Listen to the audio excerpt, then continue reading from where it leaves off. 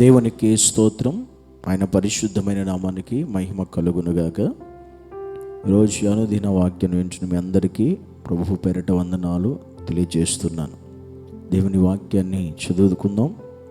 రోమీలకు రాసిన పత్రిక 12వ అధ్యాయము 9వ వచనం.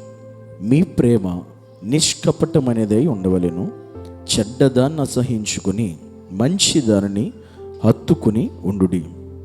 దేవుడు మాట్లాడుతున్న విషయం ఏంటి రోజు అంటే, హత్తుకుని ఉండు. దేన్ని హత్తుకోవాలి? ఎవరిని హత్తుకోవాలి? దేన్ని హత్తుకుని జీవించాలంటే, ఈ లోకంలో చెడ్డ దానిని అసహించుకుని మంచి దానిని హత్తుకుని ఉండాలి అని బైబిల్ చెప్తుంది. దేవుడు మాట్లాడుతున్నాడు. ఈరోజు నువ్వు దేన్ని హత్తుకుని జీవిస్తున్నావు? చెడ్డ వాటినా మంచి వాటినా? నువ్వు దేన్ని హత్తుకున్నావు? ఒకసారి ఆలోచన చేసుకో.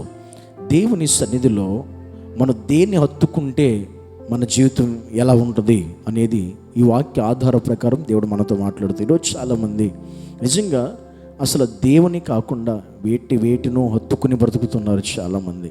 ఈ లోక సంబంధంగా నువ్వు దేన్ని హత్తుకున్నావో నీ జీవితం కూడా అలాగే ఉంటుంది, ఆ రీతిగానే ఉంటుంది.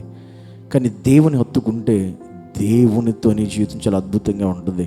మనం చూస్తే బైబిల్ గ్రంథంలో మోయాబురాలైనటువంటి రూతు తన మోయాబు దేశాన్ని వదిలిపెట్టి, అక్కడున్న పరిస్థితిని వదిలిపెట్టి, తన దేశాన్ని, తన ఆచారాలు, తన పద్ధతులు, తన విధానాలు అన్నిటినీ కూడా పక్కన పెట్టి ఆమె తన ఆత్మ సంబంధమైనటువంటి నయోమి అయినటువంటి తన అత్తను హత్తుకుంది అని బైబిల్ చెప్తుంది.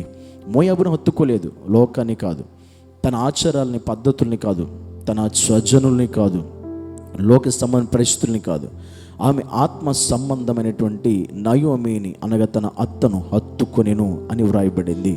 నిజమే, ఈరోజు రూతు నయోమిని హత్తుకుని జీవించింది కనుక రూతు జీవితం అద్భుతంగా మారిపోయింది, ఆశ్చర్యకరంగా మారిపోయింది. దేవుని కృపను ఆమె పొందుకుంది, దేవుని సంకల్పంలోకి వచ్చింది, దేవుని ఉద్దేశాలకు వచ్చింది, దేవుని ప్రణాళికలోకి వచ్చేసింది. దేవుడికి ఒక తల్లిగా మారిపోయింది రూతు. ఎందుకని? ఆమె దేన్ని హత్తుకుందంటే చెడ్డ వాటిని కాదు, మంచి దానిని హత్తుకుంది. ఈరోజు అనేక మంది యవనస్తులు, అనేక మంది లోక సంబంధులు కూడా వేటిని హత్తుకుంటున్నావు? ప్రియ సహోదరి సహోదరుడు, ఆలోచించు. నువ్వు వేటిని హత్తుకుంటున్నావు? నీ జీవితం వాటితో ముగించబడుతుంది. కానీ యేసయ్యను హత్తుకుంటే నీ జీవితం యేసయ్య, ఆయనకి యుగ యుగాలు తరతరాలు ఉండే దేవుడు గనుక నీవు కూడా యుగ యుగాలు తరతరాలు ఆయనతో ఉంటావు. ఈ లోకంలో నువ్వు వేటిని కూడా హత్తుకుని ఉండకూడదు. ఆయన సన్నిధిని హత్తుకోవాలి, ప్రార్థన జీవితాన్ని హత్తుకోవాలి, ఆత్మీయ జీవితాన్ని హత్తుకోవాలి, వాక్యాన్ని హత్తుకోవాలి, దేవుని స్తుతించి ఆరాధించట్లో హత్తుకుని జీవించాలి, ఆయన సహవాసంలో హత్తుకుని బ్రతకాలి. వీటిని కూడా నువ్వు హత్తుకుని జీవించాలి. అంతేకాని మనుషులను హత్తుకోవడం కాదు, బంధువుల్ని హత్తుకోవడం కాదు, నువ్వు ప్రేమించిన వారిని హత్తుకోవడం కాదు, లేదా నీకు నచ్చిన వాటిని హత్తుకుని బ్రతికితే నీ జీవితం అక్కడితో ఆగిపోద్ది. కానీ యేసయ్యను హత్తుకుని జీవిస్తే, ఒక మోయాబు దేశం ఉండి వచ్చిన కన్యురైన రూతు జీవితం ఎలా ఫలభరితంగా దీవించబడిందో నీ జీవితం కూడా, నీ బ్రతుకు కూడా అంత ఫలభరితంగా, దీవెనకరంగా, ఒక ఆశీర్వాదకరంగా వర్ధిల్లటానికి దేవుడే నీకు సహాయం చేస్తాడు. కనుక నువ్వు ఇంకా ఆయన కాకుండా, ఆయన సన్నిధికి వేటిని హత్తుకున్నావు వాటిని వదిలిపెట్టి క్రీస్తుని మాత్రమే నువ్వు హత్తుకుని జీవిస్తే ఆయనతో పాటు నీవు ఉంటావు. లోకాన్ని హత్తుకుంటే లోకంతో పాటే నీ జీవితం పతనమవుతుంది, ముగించబడుతుంది. కనుక వేటిని హత్తుకుని ఉండాలో నిర్ణయం నీదే. ప్రార్థన చేసుకుందాం. పరిశుద్ధమైన దేవానికి వందనాలు. మా జీవితాల్లో నిజమే ఈరోజు మేము వేటిని హత్తుకుని జీవిస్తున్నాం. కానీ మేము హత్తుకోవాల్సింది నిన్ను, నీ సన్నిధిని, నీ వాక్యాన్ని.